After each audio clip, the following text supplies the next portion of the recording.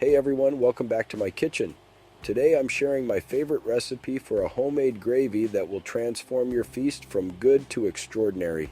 We're talking about a farm-to-table gravy made from scratch using Homestead stock.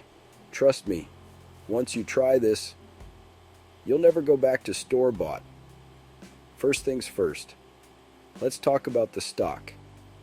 You can make your own using leftover bones and vegetable scraps. Just simmer them in a pot of water for several hours, strain, and voila! You've got yourself a rich, flavorful base for our gravy. Alright, let's dive into the recipe.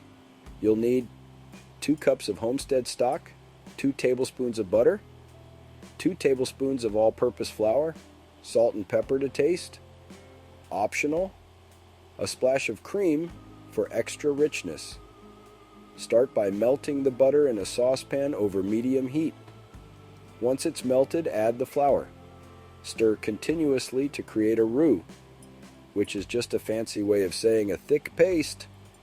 This will help thicken our gravy. Now here's the key. You want to cook the roux until it turns a nice golden brown. This takes about 2 to 3 minutes and develops a deeper flavor. Next, slowly whisk in your Homestead stock. Make sure to pour it in gradually and keep whisking to avoid any lumps. Bring the mixture to a simmer and let it cook for about 5 to 7 minutes until it thickens. If you want to take it up a notch, add a splash of cream at the end. This makes the gravy super luxurious and silky. Finally, season with salt and pepper to taste. And there you have it. A delicious homemade gravy that's perfect for any feast.